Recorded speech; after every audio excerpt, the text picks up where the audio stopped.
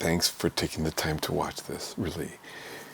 This is the weekend that our live stream masses will move to 9:30 on Sunday mornings, away from Saturday evenings. There's a variety of reasons for our staffing and AV needs that we needed to do that. I guess that's it. Much going on, much here, much in the world. Our gospel question: what difference do you make? Again, thanks for joining.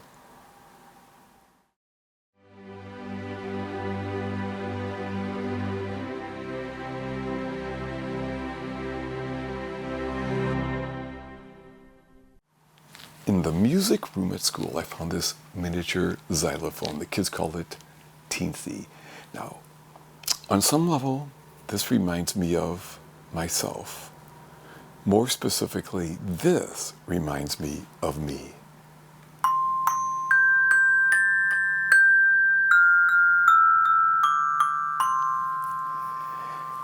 The fact that that reminds me of me, honestly, is a bit sad to me. Let me explain. Somehow the way God made me, the way my parents raised me, and the other influences in my life that have formed me over the years have left me with this ache in here to make this world a better place in the time I have on earth. Especially, I want to do whatever I can to protect those who are vulnerable, right? Those who are suffering, those who could be taken advantage of by those with more power, whatever that kind of power is. And it's just so important to me that each person knows that they're precious of God and that they matter. And that our kids and each of us know how important it is that we treat each other with kindness. I just know how much that matters.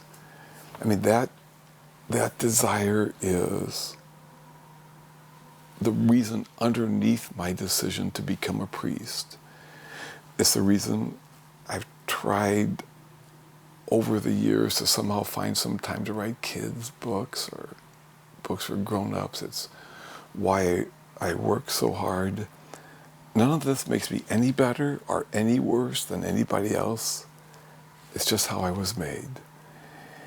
And one of the things that I have always found difficult about life is learning to accept the same reality we all have to accept, that I can't make everything okay. Sometimes it feels like my part is so small that in the big scheme of things, it's only this.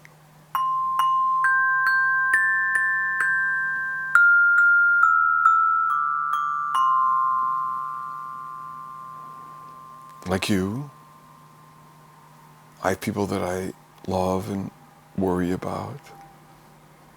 These days, my heart hurts for, among many, the family of Corey Brueggemann, a 28-year-old man whom we buried earlier today. This is Thursday as we record this.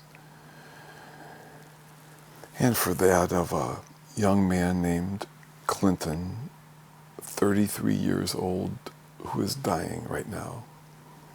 Last night, as I sat with him and his loved ones in the hospital, he got a diagnosis of cancer just very recently. And anyway, as I sat with him and his family in the hospital, I felt the poverty of words. And I thought, all I have to offer is this?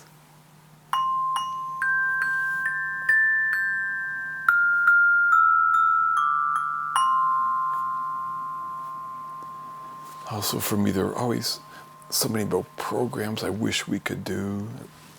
We even had space for, right? I wish I could find more ways to connect people one to another so that people can find what they need along the journey and to know that they're not alone. I wish I could find time to call all of you who hurt, or to somehow find a way to be with you, to listen to you. And I wish I could bring the whole orchestra. But what I have is this.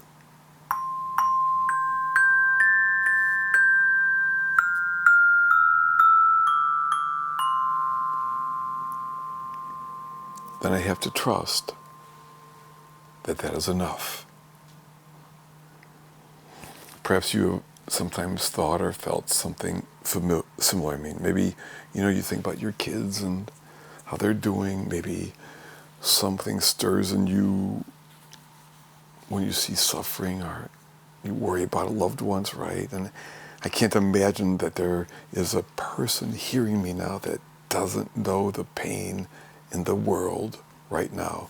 The starvation, natural disasters, wars, political divisions, violence, and hatred. All of this pain is similar to the pain in the heart of the prophet in today's first reading, who says, God, I cry to you. There's so much death and destruction. God, do you hear the pain of your people? You could hear the anguish in his voice. In response to that, God says something interesting, that what the prophet is to do and what we are to do is this: to keep the vision, that vision of love and justice that burned in the heart of Jesus from God from the beginning of time, to keep that vision in front of ourselves. He says, write it down. Trust that in the end, it will come to fruition. I don't know about you. That's not something I always easily trust. I mean, I choose to trust. But sometimes I certainly don't feel confident that we're going to get there. But for what they're worth, here are three of the things I try to do in the midst of life's pain.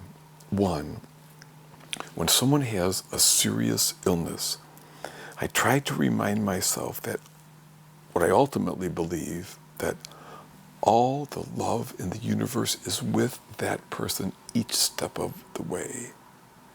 Whatever happens to a person's body, on the inside, they have what they need to be okay. Now, as an aside, I never tell people, hey, everything will be okay. Everything will be okay. Because I don't know that. But I do know that they can be okay, no matter what life throws at them. That's number one. Secondly, when it comes to the injustice, hatred, and suffering of the greater world, I try to cling to God's promise that the vision will come to pass. To choose to trust as best as I can that that promise is trustworthy. And three, though I will never do my part perfectly, I remember that I do have to do what little bit I can in the most loving way I know how with the time I have left. All I can do is that. It's what I must do.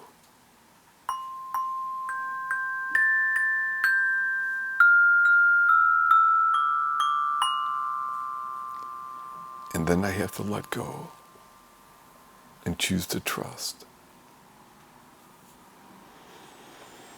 I'll end with this moment I've described to some of you, maybe at a parent meeting or some other gathering, I don't know. It was told to me by a woman who had taken her child to a concert by the great Polish piano player Ignaz Paderewski.